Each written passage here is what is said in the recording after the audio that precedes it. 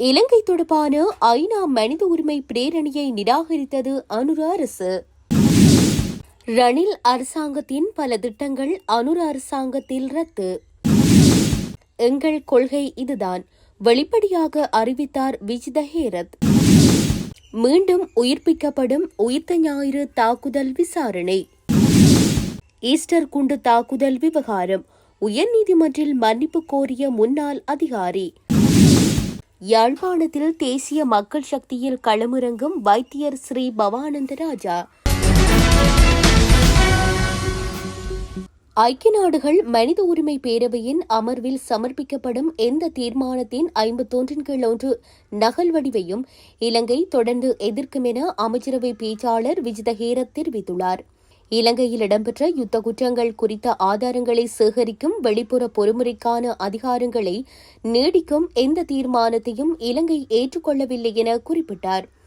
அமைச்சரவையின் தீர்மானங்களை அறிவிக்கும் செய்தியாளர் மாநாட்டில் அவர் இதனை தெரிவித்துள்ளார். ஐக்கிய நாடுகள் மனித உரிமை பேரவையின் தற்போதைய அமர்வில் சமர்ப்பிக்கப்பட்டுள்ள தீர்மானத்தின் நகல் வடிவை நிராகரிப்பதற்கு அமைச்சரவை அங்கீகாரம் வழங்கியுள்ளதென கூறினார். எனினும் உள்நாட்டு பொறிமுறை மூலம் நல்லிணக்கம் உட்பட்ட மனித உரிமை பிரச்சினைகளுக்கு தீர்வை காண்பது குறித்து அரசாங்கம் அர்ப்பணிப்புடன் உள்ளதென அவர் தெரிவித்துள்ளார். இலங்கை மனித உரிமை பேரவையுடனும் வழமையான மனித உரிமை பொறிமுறையுடனும் தொடர்ந்தும் ஒத்துழைப்பு அர்த்தபூர்வமான பேச்சுவார்த்தைகளை முன்னெடுக்கின்றதென குறிப்பிட்டார். புதிய ஜனாதிபதி தெரிவு செய்யப்பட்டுள்ளார். தேர்தலின் பின்னர் புதிய அரசாங்கம் தெரிவு செய்யப்படும் என தெரிவித்துள்ள வெளிவிவகார அமைச்சரும் அமைச்சரவை பேச்சாளருமான விஜித ஹேரத், நாங்கள் எங்கள் நிலைப்பாட்டை ஜெனீவாவிற்கு தெரியப்படுத்துவோம் என குறிப்பிட்டுள்ளார். இந்த தீர்மானத்தில் உள்ள பல விடயங்களை எங்களால் ஏற்றுக்கொள்ள முடியாது. மனித உரிமைகளை பாதுகாப்பதற்கு இலங்கை அரசாங்கம் நடவடிக்கை எடுக்கும் எனினும் இதற்கு காலம் தேவை. நாளை ஜெனீவாவில் இந்த நிலைப்பாட்டை தெரியப்படுத்துவோம் என விஜித ஹேரத் தெரிவித்துள்ளார். கடந்த அரசாங்கத்தினால் நடைமுறைப்படுத்தப்பட்ட பல திட்டங்களை ரத்து செய்ய அமைச்சரவை தீர்மானித்துள்ளதாக அமைச்சரவை பேச்சாளர் அமைச்சர் விஜித ஹேரத் தெரிவித்துள்ளார். இன்று இடம்பெற்ற அமைச்சரவை தீர்மானங்களை அறிவிக்கும் ஊடக சந்திப்பில் கலந்து கொண்டபோது அமைச்சர் இதனை குறிப்பிட்டுள்ளார். அதன்படி அமைச்சரவை அங்கீகாரத்திற்கமைய ஜனாதிபதி செயலகத்தின் கீழ் வெளிநாட்டில் உள்ள இலங்கையர்களின் விவகார செயலகம் பங்கேற்பு ஜனநாயகத்தை பலப்படுத்துவதற்கான மக்கள் சபை முறைமையை நிறுவுவதற்கான தேசிய மக்கள் சபை செயலகம் மற்றும் விவசாய நவீனமயப்படுத்தல் நிகழ்ச்சி திட்டம் ஆகியவற்றை நடைமுறைப்படுத்த நடவடிக்கை எடுக்கப்பட்டுள்ளதாக குறிப்பிடப்பட்டுள்ளது. அதற்காக ஒப்பந்த அடிப்படையில் அலுவலர்கள் அல்லது ஆலோசகர்கள் நியமிக்கப்பட்டுள்ளனர்.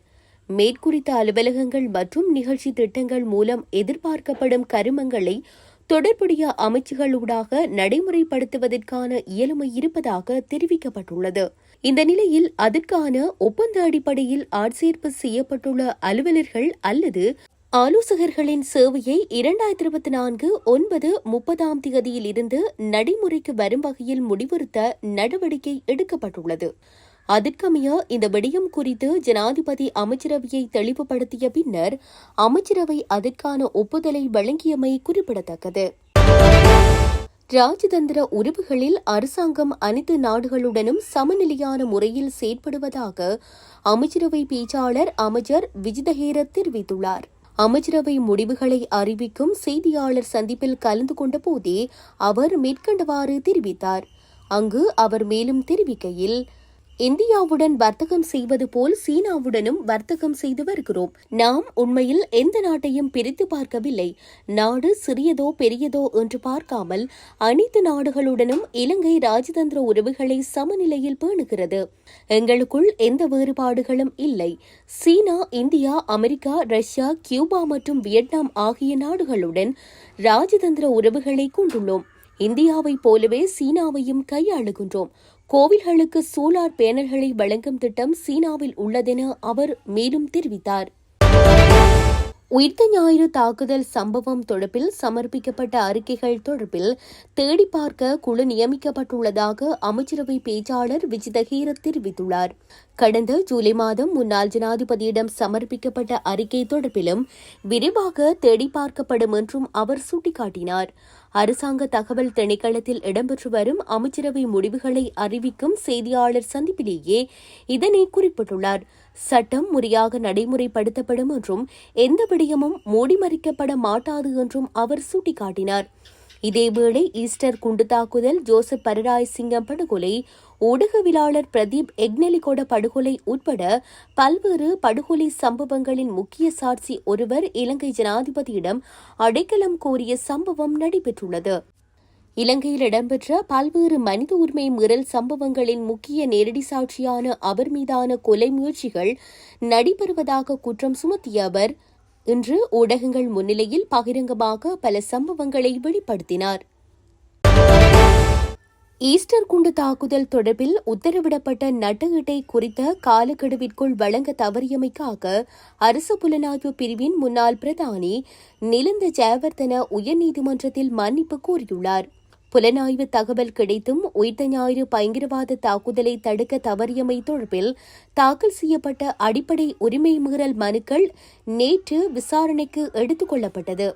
இதன்போது உயிர்த்த ஞாயிறு பயங்கரவாத தாக்குதலை தடுக்க தவறியமை தொடர்பில் தாக்கல் செய்யப்பட்ட மனுக்கள் தொடர்பான தகவல்களை முன்வைப்பதற்காக அரசு புலனாய்வு பிரிவின் முன்னாள் பணிப்பாளர் நிலந்த ஜெயவர்தன உயர்நீதிமன்றத்தில் முன்னிலையாகியிருந்தார். குறித்த தாக்குதலை தடுக்க தவறியதன் மூலம் அடிப்படை மனித உரிமைகளை அவர் மீறியுள்ளார் என உயர்நீதிமன்றம் தீர்ப்பளித்ததுடன் 75 மில்லியன் ரூபாய் நட்டஈடு வழங்குமாறு நீதிமன்றம் முன்னர் உத்தரவிட்டிருந்தது. ஆனால் அவர் அந்த நட்டஈட்டை முழுமையாக செலுத்த தவறியதால் நீதிமன்ற உத்தரவின்படி அவருக்கு எதிராக சட்டமா அதிபர் நீதிமன்ற அவமதிப்பு குற்றச்சாட்டை தாக்கல் செய்தார். அது தொடர்பான உண்மைகளை முன்வைப்பதற்காக நேற்றைய தினம் நீதிமன்றில் முன்னிலையாகுமாறு உயர்நீதிமன்றம் முன்னர் விடுத்த அறிவித்தலுக்கமைய நிலந்த ஜெயவர்தன நீதிமன்றில் முன்னிலையாகியிருந்தார். இதன்போது நிலந்த ஜெயவர்தன எஞ்சிய இழப்பீட்டுத் தொகையான 65 மில்லியன் ரூபாவை செலுத்திவிட்டதாக அவரின் சார்பாக நீதிமன்றத்தில் முன்னிலையான ஜனாதிபதி சட்டத்தரணி சந்தக ஜெயசுந்தர உறுதிப்படுத்தினார்.